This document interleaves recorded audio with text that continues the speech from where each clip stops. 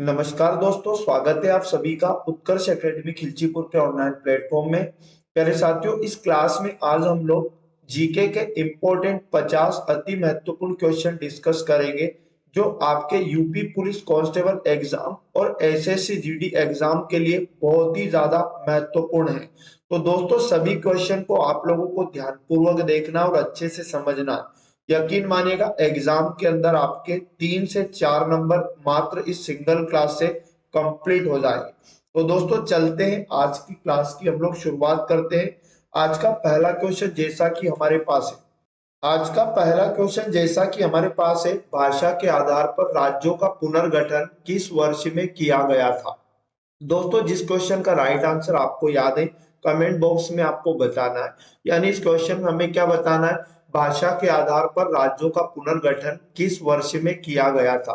मेरे साथियों, पहला ऑप्शन है 1950, ऑप्शन नंबर बी है 1951 और ऑप्शन नंबर सी है 1952 और ऑप्शन नंबर डी है 1956। तो इसका राइट आंसर क्या हो जाएगा, तो याद रखना भाषा के आधार पर राज्यों का पुनर्गठन 1956 में हुआ था। मोस्ट इंपोर्टेंट क्वेश्चन है। जैसे क्वेश्चन नंबर 2, जापान में होन्शु नामक द्वीप किसके लिए प्रसिद्ध है। तो दोस्तों याद रखना, जापान में है होन्शु नामक द्वीप और पूछा जा रहा है ये किसके लिए प्रसिद्ध है। कोयला, लौह अयस्क, तेल और हीरे। तो याद रखना, जापान का जो होन्शु द्वीप है ये तेल के लिए प्रसिद्ध है, यानी ऑप्शन नंबर सी इसका राइट आंसर है। और याद रखना, ये जो होन्शु द्वीप है जापान का सबसे बड़ा द्वीप है और दुनिया का 7वां सबसे बड़ा द्वीप है होन्शु द्वीप। आइए चलते हैं नेक्स्ट क्वेश्चन। भारत में किस गवर्नर जनरल को स्थानीय स्वशासन का पिता कहा गया था। तो स्थानीय स्वशासन का पिता भारत में किस गवर्नर जनरल को कहा गया था। तो इसका जो राइट आंसर है लॉर्ड रिपन है, यानी ऑप्शन नंबर डी इसका करेक्ट आंसर है। और भारत में स्थानीय स्वशासन की शुरुआत एग्जाम में पूछ लेता है 1882 में हुई थी। तो ये 1882 डेट भी आपके लिए इंपॉर्टेंट हो जाती है। अगला क्वेश्चन है दोस्तों, निम्नलिखित में से किसने सबसे पहले 1935 में संविधान सभा का सुझाव प्रस्तावित किया। तो सबसे पहले याद रखना, 1935 में संविधान सभा का सुझाव जो दिया था, याद रखना M N Roy. Option number D इसका बिल्कुल राइट आंसर है। अगला क्वेश्चन हमारे पास है, वर्तमान कंप्यूटिंग में समस्त विश्व में कौन सा कोड प्रयोग किया जाता है। दोस्तों इसका राइट आंसर क्या हो जाएगा, समस्त विश्व में कौन सा कोड प्रयोग किया जाता है कंप्यूटर में। ठीक है, तो इसका जो राइट आंसर है याद रखना AACII। ऑप्शन नंबर ए बिल्कुल इसका सही जवाब है। क्वेश्चन नंबर 6 हमारे पास है, व्हेन द रिवर है ना स्लिप्स उपन्यास किसके द्वारा लिखी गई। दोस्तों उपन्यास इंपॉर्टेंट है, एग्जाम के अंदर 2 से 3 बार तो आ चुका है। व्हेन द रिवर स्लिप्स इसका नाम आपको याद रखना है और ये किसका उपन्यास है, तो याद रखना स्टेरिन कायर। ऑप्शन नंबर डी इस क्वेश्चन का बिल्कुल राइट आंसर हो जाएगा। अगला क्वेश्चन हमारे पास है, प्रत्येक वर्ष कितने नोबेल पुरस्कार दिए जाते, यानी नोबेल पुरस्कार कितने क्षेत्र में दिए जाते प्रत्येक वर्ष। 5, 7, 4, 6। तो दोस्तों याद रखना, प्रति वर्ष 6 क्षेत्रों में नोबेल पुरस्कार दिए जाते, यानी ऑप्शन नंबर डी इसका करेक्ट आंसर है। पहला क्षेत्र याद रखना शांति और दूसरा साहित्य, तीसरा भौतिकी के क्षेत्र में, चौथा रसायन के क्षेत्र में और पांचवा चिकित्सा के क्षेत्र में और छठा याद रखना अर्थशास्त्र के क्षेत्र में। और एग्जाम में पूछ लेता है नोबेल पुरस्कार की शुरुआत कब से हुई, तो 1901। ये डेट भी आपके लिए बेहद ज्यादा इंपॉर्टेंट है। अगला क्वेश्चन है हमारे पास, जल्लीकट्टू देश देश देश के साथ जुड़ा हुआ है, यानी त्रिचूर, कार्तिगाई या ओणम या पोंगल। तो दोस्तों याद रखना, जो जल्लीकट्टू है ये तमिलनाडु का एक परंपरागत खेल है और याद रखना ये पोंगल, जो पोंगल त्योहार है, याद रखना इसके अवसर पर आयोजित किया जाता है, यानी ऑप्शन नंबर डी इसका राइट आंसर आपको बेहतर तरीके से याद रखना है। अगला क्वेश्चन है, वर्ल्ड वाइड वेब इसका आविष्कार किसने किया।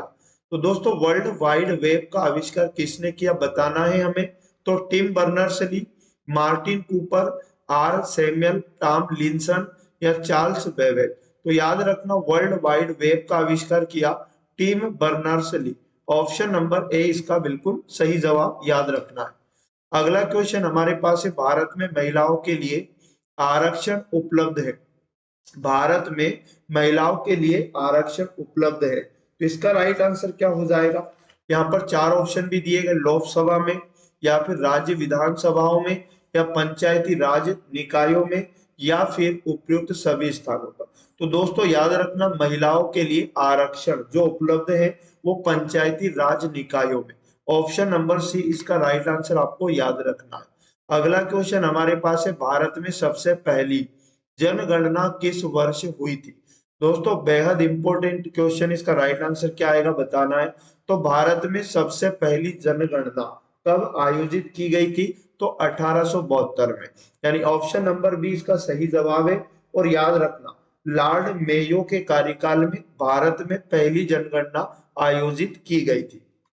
नेक्स्ट क्वेश्चन हमारे पास है, निम्नलिखित में से कौन सा रोजगार प्राथमिक क्षेत्र से जुड़ा हुआ नहीं है?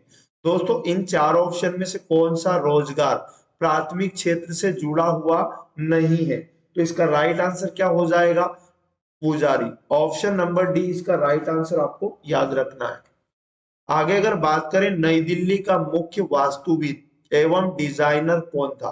दोस्तों नई दिल्ली का मुख्य वास्तुविद एवं डिजाइनर आपसे क्वेश्चन में पूछा जा रहा है, तो इसके चार ऑप्शन भी आपको दिए गए हैं। तो इसका राइट आंसर क्या हो जाएगा? इसका जो सही जवाब हो जाएगा sir Edwin Lutyens. Option number A correct है, यानी कि ये मुख्य वास्तुविद एवं डिजाइनर था नई दिल्ली का। अब मैं आपको बता दूं यहाँ पर, पहले भारत की राजधानी नई दिल्ली से पहले कहां पर थी? कोलकाता में थी। और 1911 में नई दिल्ली को राजधानी बनाया गया, ठीक है ना। तो इसका मुख्य वास्तुविद और डिजाइनर कौन था? एडविन ल्यूटेंस, आपको याद रखना। क्वेश्चन नंबर 14 जैसा कि हमारे पास है, संविधान का निम्न में से कौन सा संशोधन केंद्र तथा राज्य में मंत्री परिषद के मंत्रियों की अधिकतम संख्या सीमित करता है? तो दोस्तों संविधान संशोधन याद रखना कौन सा है जो केंद्र तथा राज्य में मंत्री परिषद के मंत्रियों की अधिकतम संख्या सीमित करता है? तो इसका सही जवाब आपको याद रखना है 51वां संशोधन। ऑप्शन नंबर डी करेक्ट हो जाएगा। और याद रखना ये सन 2003 में हुआ था, जो क्या करता है? केंद्र एवं राज्य में मंत्री परिषद के मंत्रियों की अधिकतम संख्या को सीमित करता है। अगला क्वेश्चन हमारे पास है, हुमायूं की दुर्घटना के आकस्मिक मृत्यु के उपरांत उसके बेटे अकबर को कहां मुगल सिंहासन पर बैठाया गया? तो दोस्तों जब हुमायूं की दुर्घटना हुई, आकस्मिक मृत्यु हुई, उसके बाद अकबर का जो बेटा था उसे बताओ कहां पर मुगल सिंहासन पर बैठाया गया था? चार ऑप्शन भी आपके सामने है, लाहौर, सरहिंद, कलनौर या फिर काबुल। तो इसका राइट आंसर आप याद रखिएगा कलनौर। दोस्तों ऑप्शन नंबर सी इसका बिल्कुल राइट आंसर है। और ये कलनौर कहाँ पड़ता है अगर एग्जाम में पूछ ले तो पंजाब राज्य में पड़ता है, ठीक है। आगे बात करें अगला क्वेश्चन, भारत का निम्नलिखित में से कौन सा राष्ट्रपति निर्विरोध निर्वाचित हुआ था? दोस्तों कमेंट करके बताइए कि भारत का कौन सा राष्ट्रपति निर्विरोध निर्वाचित हुआ था। तो सही जवाब क्या हो जाएगा इसका? Neelam Sanjiva Reddy. Option number C इसका बिल्कुल सही जवाब है। अति महत्वपूर्ण क्वेश्चन है, याद रखना। अगला क्वेश्चन, नेक्स्ट क्वेश्चन पूछा जा रहा है, रेडियो तरंग का वेग कितना होता है? दोस्तों बताना क्या है क्वेश्चन में, रेडियो तरंग का वेग कितना होता है? तो याद रखना रेडियो तरंग का जो वेग होता है 3 गुणा 10 की पावर 8 मीटर प्रति सेकंड होता है। ऑप्शन नंबर ए इसका सही जवाब आपको याद रखना। अगला क्वेश्चन हमारे पास है, नदी के प्रवाह को मापने के लिए निम्न में से किसका उपयोग होता है? दोस्तों नदी के प्रवाह को मापने के लिए किसका उपयोग होता है, ऐसा क्वेश्चन में पूछा जा रहा है। ब्रूफोर्ड स्केल, क्यूसेक या रिक्टर स्केल या एनीमोमीटर? तो दोस्तों याद रखना नदी का जो प्रवाह होता है उसे मापने के लिए किसका उपयोग होता है? राइट आंसर कमेंट करके आपको बताना है। तो इसका सही जवाब आप याद रखिएगा क्यूसेक। ऑप्शन नंबर बी इसका बिल्कुल सही जवाब है। अगला क्वेश्चन है, सुपरसोनिक स्पीड मापने का यूनिट क्या है? दोस्तों बताना है सुपरसोनिक स्पीड मापने का यूनिट क्या है। अगर ऐसा एग्जाम में क्वेश्चन आए तो राइट आंसर आपको बताना है मैग। ऑप्शन नंबर ए इसका बिल्कुल सही जवाब है। अगला क्वेश्चन देख लेते हैं, खाद्यान्नों के संरक्षण हेतु निम्न में से किसका प्रयोग किया जाता है। दोस्तों खाद्यान्नों के संरक्षण हेतु किसका प्रयोग किया जाता है, राइट आंसर आपको कमेंट बॉक्स में बताना है। तो इसका जो राइट आंसर हो जाएगा दोस्तों सोडियम बेंजोएट। सोडियम बेंजोएट का प्रयोग किस लिए होता है, खाद्यान्नों के संरक्षण हेतु। याद रखिएगा ऑप्शन नंबर डी इसका सही जवाब है। अगला क्वेश्चन हमारे पास है, किसी स्थान की आर्द्रता जानने के लिए निम्न में से किसका उपयोग किया जाता है। दोस्तों किसी भी स्थान की आर्द्रता जानने के लिए किस यंत्र का उपयोग किया जाता है, तो राइट आंसर आप याद रखिएगा हाइग्रोमीटर। ऑप्शन नंबर ए इसका सही जवाब है। और मैं आपको बता दूं ये जो पायरोमीटर है, पायरोमीटर का उपयोग किस में होता है, तो सतह का तापमान मापने में।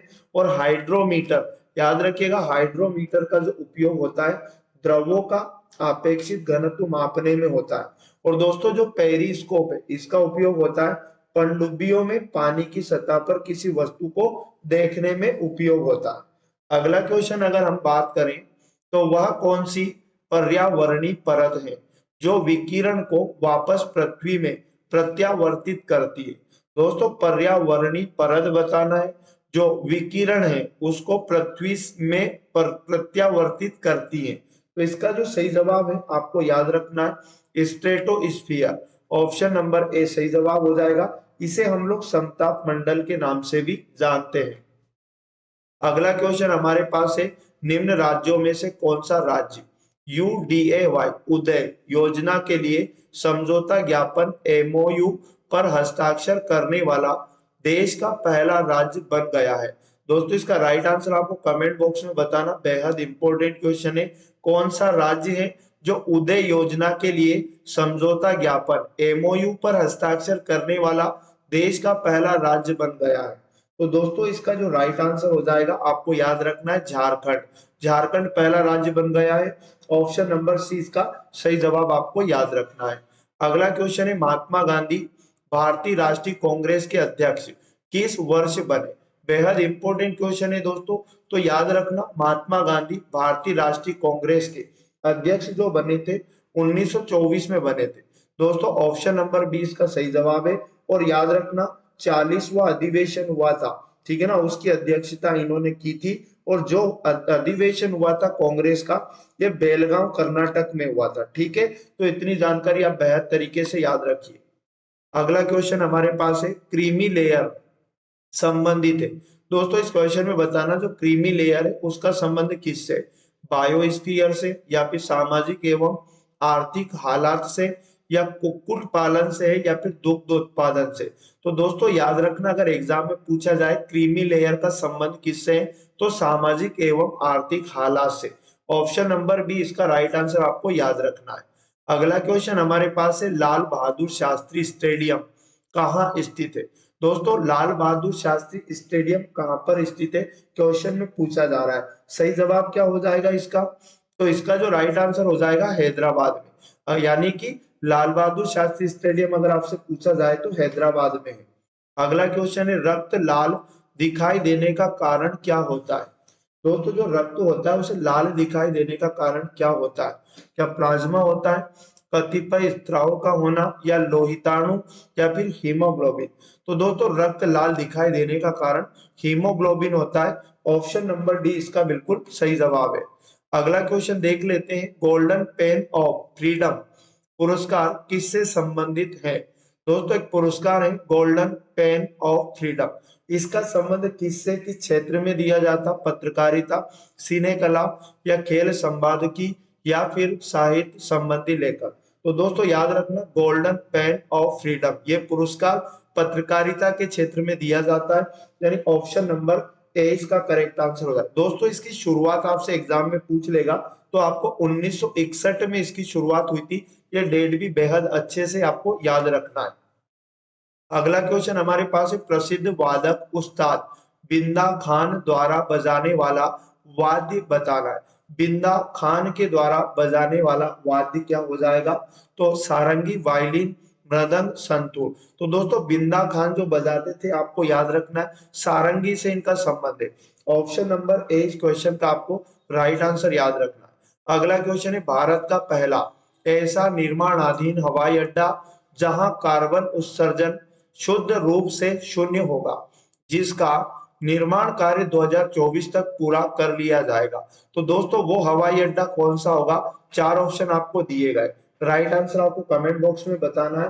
तो दोस्तों इसका राइट आंसर आपको याद रखना है, नोएडा अंतरराष्ट्रीय हवाई अड्डा, यानी ऐसा निर्माणाधीन हवाई अड्डा जहां पर कार्बन उत्सर्जन शुद्ध रूप से शून्य रहेगा और इसका निर्माण कार्य 2024 तक क्या हो जाएगा?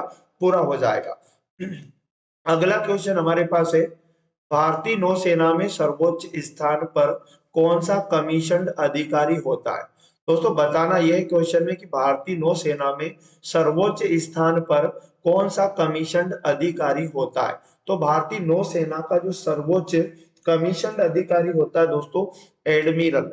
ऑप्शन नंबर सी इसका राइट आंसर आपको याद रखना है। और भारतीय नौसेना का मुख्यालय नई दिल्ली में, यह भी आपको याद रखना है। अगला क्वेश्चन हमारे पास है, दक्षिणी गोलार्ध में सबसे छोटा दिन कब होता है? 22 दिसंबर, 21 जून या फिर 21 मार्च या 23 सितंबर?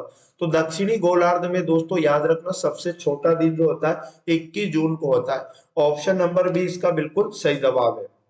अगला क्वेश्चन है, अनुसूचित जनजाति के संरक्षण के लिए एक क्षेत्र को अनुसूचित क्षेत्र के रूप में घोषणा करने की शक्ति किसके पास होती है? यानी दोस्तों बताना यह है क्वेश्चन में कि अनुसूचित जनजाति के संरक्षण के लिए एक क्षेत्र को अनुसूचित क्षेत्र के रूप में घोषणा करने की शक्ति किसके पास होती है?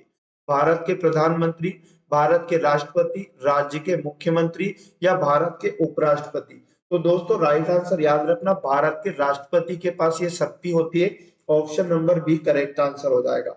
और एग्जाम में अगर पूछ ले इसका उल्लेख है ना संविधान की कौन सी अनुसूची में है, तो भारतीय संविधान की 5वीं अनुसूची में इसका उल्लेख भी किया गया है। अगला नेक्स्ट क्वेश्चन हमारे पास है, भारत के संविधान के किस अनुच्छेद के अधीन राज्यों के राज्यपालों को अध्यादेश जारी करने की शक्ति प्राप्त है?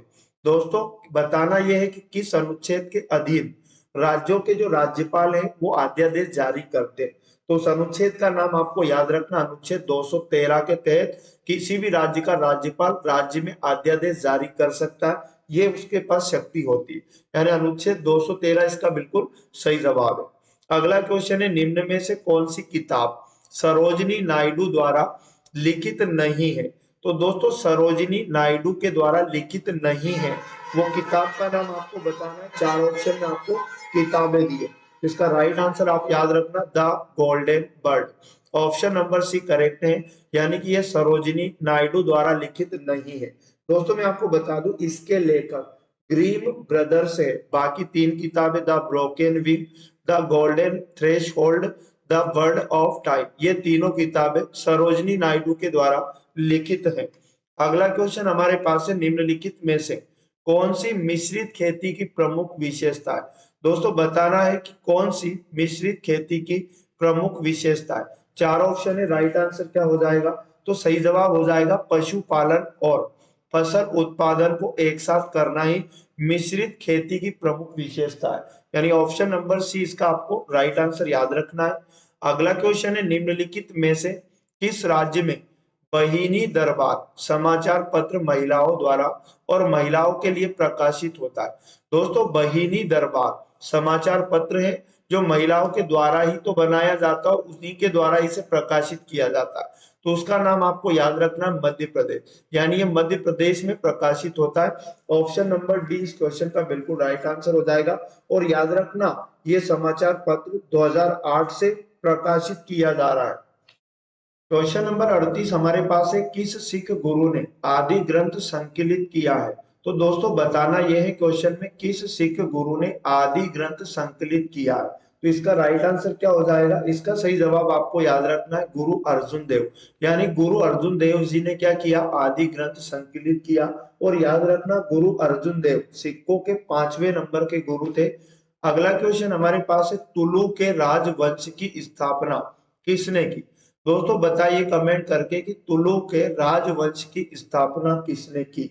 तो इसका सही जवाब आपको याद रखना, तुलु के राजवंश की स्थापना वीर नरसिंह ने की। ऑप्शन नंबर डी इसका सही जवाब है। अगला क्वेश्चन है, पहली बार भारत पर आक्रमण करने वाला मुस्लिम कौन था। दोस्तों अति महत्वपूर्ण क्वेश्चन है, पहली बार भारत पर आक्रमण करने वाला पहला मुस्लिम कौन था, जल्दी बताइए। तो इसका राइट आंसर आपको याद रखना है, मोहम्मद बिन कासिम। ऑप्शन नंबर सी बिल्कुल सही जवाब है। दोस्तों अगला क्वेश्चन है, निम्न में से कौन सा उपवेद नहीं है। कौन सा उपवेद नहीं है, धनुर्वेद, शस्त्र शास्त्र, या फिर आयुर्वेद या योग वेद। तो दोस्तों उपवेद नहीं है, आयुर्वेद इसका राइट आंसर है। अगला क्वेश्चन हमारे पास है, हेमिस गोम्पा नामक मठ कहाँ स्थित है। दोस्तों बताइए कि हेमिस गोम्पा नामक मठ कहाँ स्थित है। तो राइट आंसर आपको याद रखना है, हेमिस गोम्पा मठ कहां पर है, लद्दाख में। ऑप्शन नंबर डी इसका बिल्कुल सही जवाब है। अगला क्वेश्चन है हमारे पास, भारत में काजू का प्रथम परिचय किन लोगों ने कराया। तो भारत में सबसे पहले काजू का जो परिचय कराया था, ये करवाया था पुर्तगाली। ऑप्शन नंबर डी बिल्कुल सही जवाब है। अगला क्वेश्चन हमारे पास है, किस भारतीय राष्ट्रपति ने आयरिश स्वतंत्रता संग्राम में भाग लिया और इसके लिए जेल भी गए। मतलब ऐसे राष्ट्रपति का नाम बताइए जिन्होंने आयरिश यानी कि आयरलैंड के स्वतंत्रता संग्राम में भाग लिया और इसके लिए वे जेल भी गए। तो सही जवाब आपको याद रखना है, वीवी गिरी। दोस्तों ऑप्शन नंबर ए इसका राइट आंसर आपको याद रखना है।